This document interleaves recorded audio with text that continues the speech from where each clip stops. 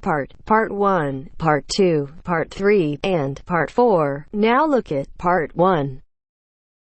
Part 1. You will hear a conversation between a psychiatrist in the medical centre of the college and a new student. First, you have some time to look at questions 1 to 4.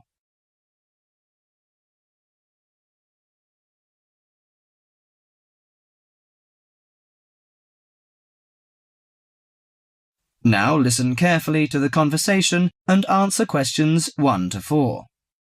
Hello, sit down, please. Thank you. Now, you are a new patient, aren't you? Yes, that's right. Okay, so I'd better get some basic details down first. Right, we'll start with your name. Martin Hansen. Do you spell that S-O-N or S-E-N? Hansen. Okay, and you're a first-year student? Yes, I am. Study in? Electronics, actually. I hope you enjoy it. Thanks. And your address? 2805 Hesperian Avenue, Hayward. 2805 and Hesperian. Yes, that's Hesperian. Hayward, Hayward. And your phone number? 734-246-55. 734-264-55. No, you got the 6 and the 4 the wrong way round.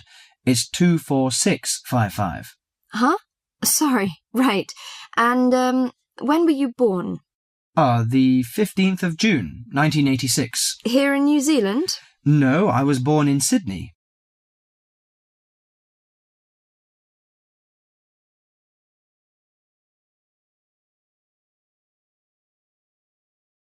Before you hear the rest of the conversation, you have some time to look at questions 5 to 10.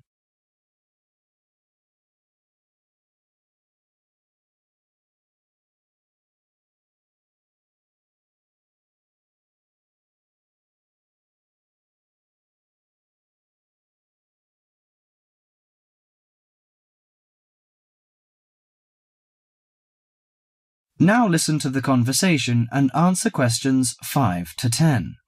Good. So, what's your problem? Well, frankly, I wonder whether it is a problem.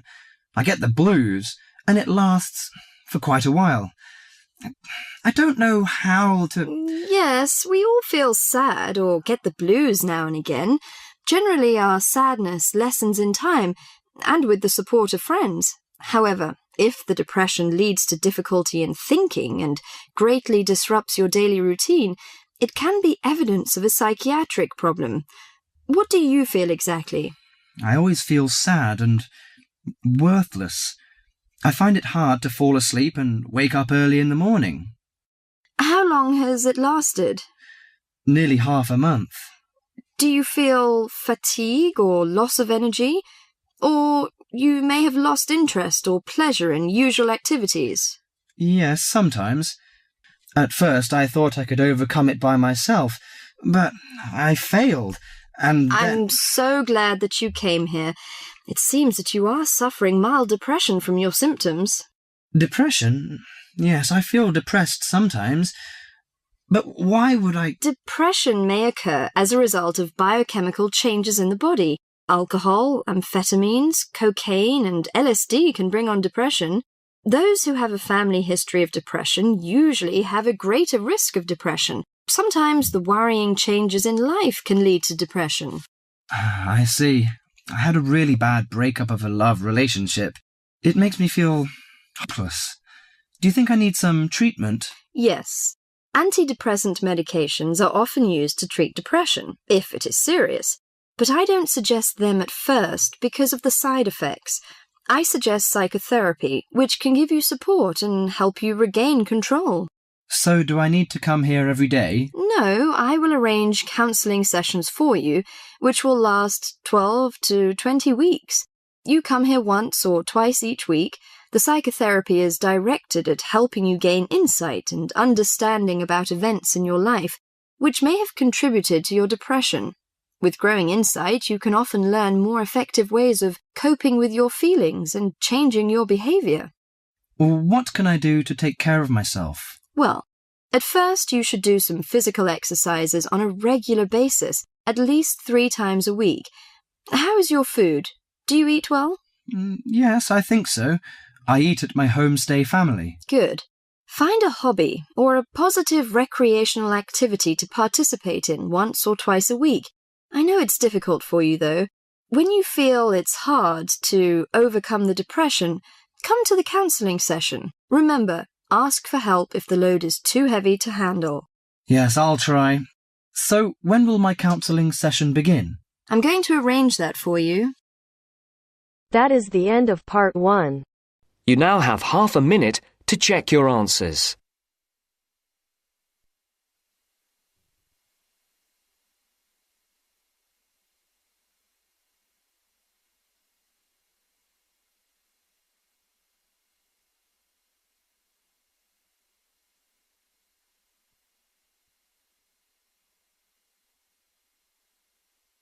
Now turns to part 2. Part 2. Listen to the conversation between 2 students, John and Carol. They have a list of the names of authors whose books have been given to the library. They have to classify the authors as writers of cookery, sports or travel books. First, you have some time to look at questions 11 to 15.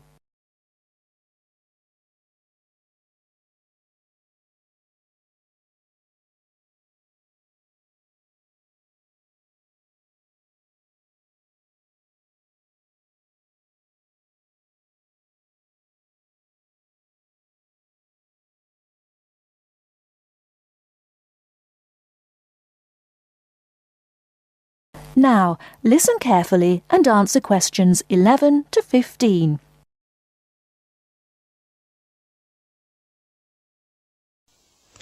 This is a great collection of books, isn't it? Very impressive. Who gave them to us? Apparently the donor was a book reviewer. There are a lot of books about sport. Here's one, My Life in Cricket. Well, that's certainly sports. Who's the author? Peter Adams. He also wrote Journeys Through Spain. Did he? Peter Adams writes books on both sports and travel, so S.T. is written against his name. Now we shall begin. You should answer the questions as you listen because you will not hear the recording a second time. Now listen carefully and answer questions 1 to 8. This is a great collection of books, isn't it? Very impressive. Who gave them to us? Apparently the donor was a book reviewer. There are a lot of books about sport. Here's one, My Life in Cricket. Well, that's certainly sports. Who's the author? Peter Adams. He also wrote Journeys Through Spain. Did he? Next one is Stephen Bow. He wrote Summer Barbecues, Cooking for Singles, Dinners by Candlelight. Anything else? No. Do you have anything by Pam Campbell? Wanderings in Greece, My Life in Russia, Travels in the Amazon, and Pam Campbell's Guide to a Successful Trip. Sounds like she got around. My next one is C. Ketzik. He has a list of books about football, the World Cup, Heroes of the World Cup, Playing with the Round Ball, Soccer for Everyone. That's enough. He was a one-topic writer. Ari Hussein, however, wrote about cooking and travel. His series of cookbooks is called Living and Cooking in Spain, Living and Cooking in China, Living and Cooking in Brazil. He's been everywhere. I've got a specialist here, Sally Innes on tennis. Here are some of her titles. Improve Your Serve, Tennis for Everyone, Tennis Forever. Before you hear the rest of the talk, you have some time to look at questions 16 to 20.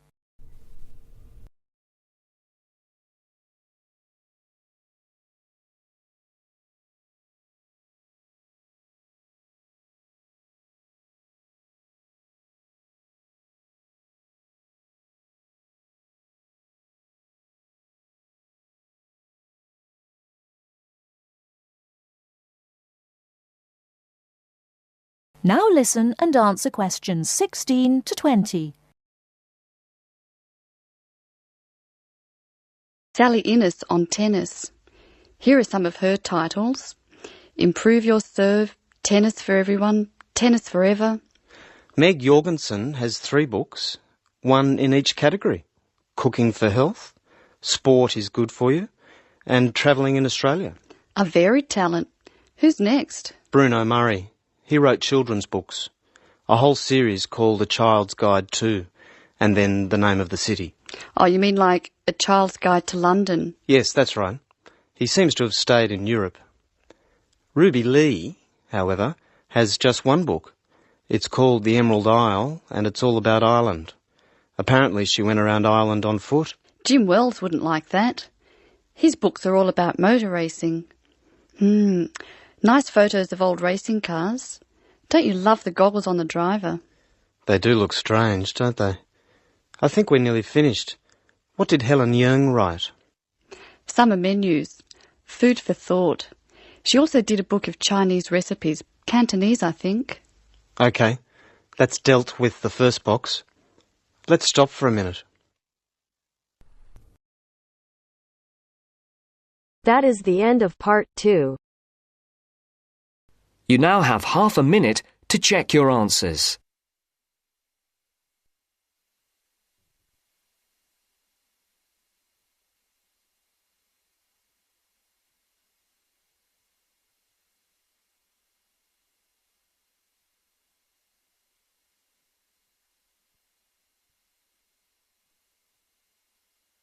Now turns to part 3. Part 3. You'll hear 2 university students discussing a social science lecture they attended. First, you have some time to look at questions 21 to 24.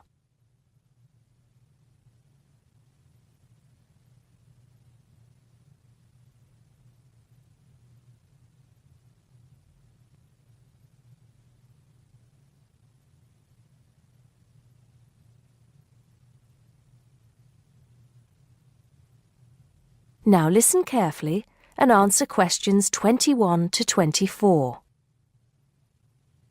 Did you go to the first social science lecture yesterday? Yeah. Didn't you see me there? No. I was trying so hard to understand the lecturer. What didn't you understand? A lot of it, really. For example, he said we needed to study history as part of the course, but I didn't get why. You probably missed it. He said early on that we need to learn from our past mistakes. Right. But he also said we need to put ourselves in the place of our ancestors. Why is that? I think the point is that it's not enough to know how they lived and what they did. We need to know what they thought. I see. And I've written transferable skills in my notes next, but I have no idea what that means. If you study social science, you learn skills that you can use in a job. Oh, right. Is that all? Okay, but why is that? The point he made was that in studying social science, you use a flexible and adaptable approach to learning. Before you hear the rest of the conversation, you have some time to look at questions 25 to 30.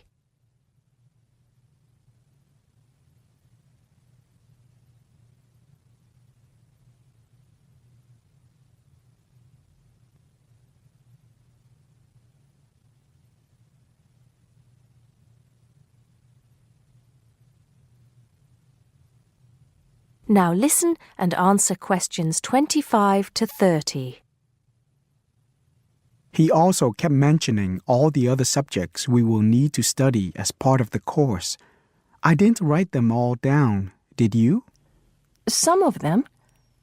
I think I can make sense of my notes. The first one was anthropology, which he said would cover prehistory and archaeology as well. Okay. Then there's economics. I wrote down that this was not meant to mean that we will spend all our time looking at economic theory, but more that we need to see how humans behave. That's good. I don't think I could handle economic theory. He said something about education too, didn't he? Yeah. He said we'll be looking at how cultural information is handed down from one generation to the next through teaching children. He said we'd be focusing on geography too, but I can't really remember which aspects. Can you? I noted it down, I think. Here we are, yes, particularly in relation to urban planning. It's law that I got confused about. I didn't understand why he linked that to economics. I think he meant that laws affect the way wealth is distributed. That makes sense. Now, what are the science wars? Okay, I did get that. The science wars are about how social science collects information. In sociology and social work, and in social science generally, they can only study patterns of behavior and observe. If you compare that to the way scientists work in physics or chemistry, it's very different because they use specific experiments that can be tested and which give concrete answers. Social studies is often accused of being unscientific. That's all. Okay. But it still looks like a good course, doesn't it? You don't have any regrets, do you? None at all. I'm looking forward to it. That is the end of part 3. You now have half a minute to check your answers.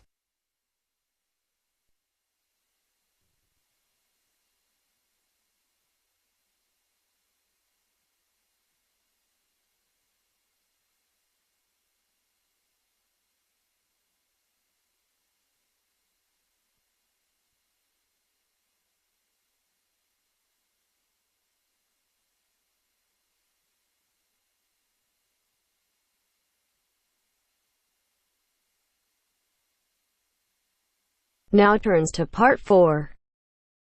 Part 4. You are going to hear some facts and figures about Australia.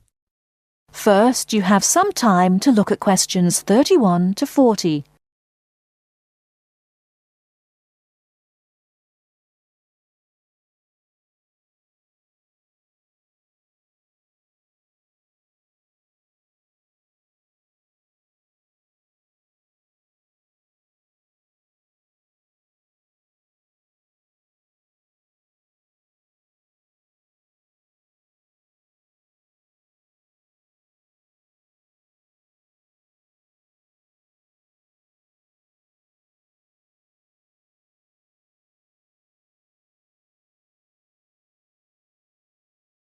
Now listen carefully and answer questions 31 to 40.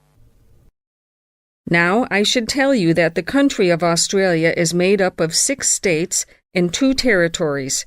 These are the Australian Capital Territory, New South Wales, the Northern Territory, Queensland, South Australia, Tasmania, Victoria, and Western Australia. The national capital is Canberra.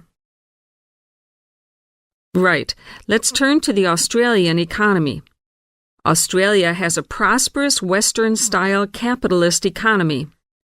Australia is a major exporter of agricultural products, minerals, metals, and fossil fuels.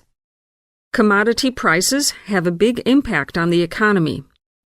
Australia suffered from the low growth and high unemployment typical of the OECD countries in the early 1990s, but the economy has expanded at reasonably steady rates in recent years.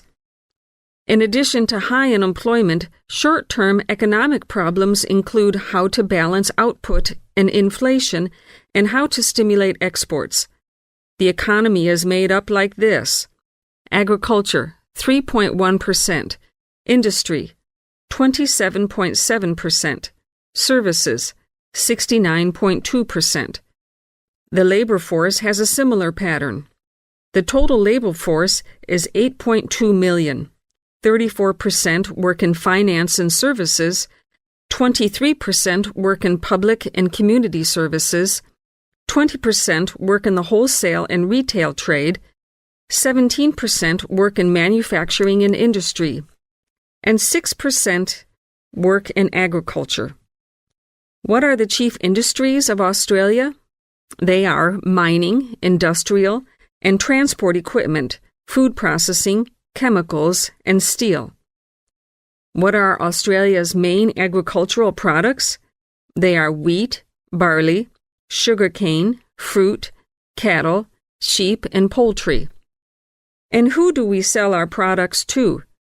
At present, our chief export market is Japan, which takes 24% of our exports. After that, South Korea takes 8%, and New Zealand and the U.S. each take 7%. In years to come, however, we expect China to become a significant trade partner. China already supplies 5% of Australia's imports. This is the same amount as New Zealand. Meanwhile, we take 1/5, in fact 22% of our imports from the U.S., 17% from Japan, and 6% from the UK. So what sort of things does Australia import? Well, we import a lot of machinery and transport equipment, especially computers and office machines, also telecommunications equipment, and in addition we have to import oil and petroleum products. So let's move to the subject of communications in Australia. We have an estimated 8.7 million telephones and 9.2 million televisions. There are some 134 television broadcast stations and 325 radio stations. The related subject of transport is naturally very important in such a big country as Australia. Let's look at highways first. There are two kinds of highways, paved and unpaved. Paved highways are regular roads with a permanent surface. But actually, we have more unpaved highways, around 60%, than paved, when all the country roads are included. In addition, Australia has a railway network of over 38,000 kilometers. But you'll probably find it hard to believe how many airports we've got. 10? 20? 50? No, the total is 443. Of course, this includes many short runways on farms and in the outback. There are only 9 airports with runways of more than 3,000 meters.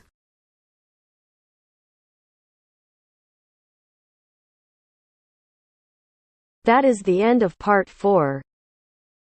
You now have half a minute to check your answers.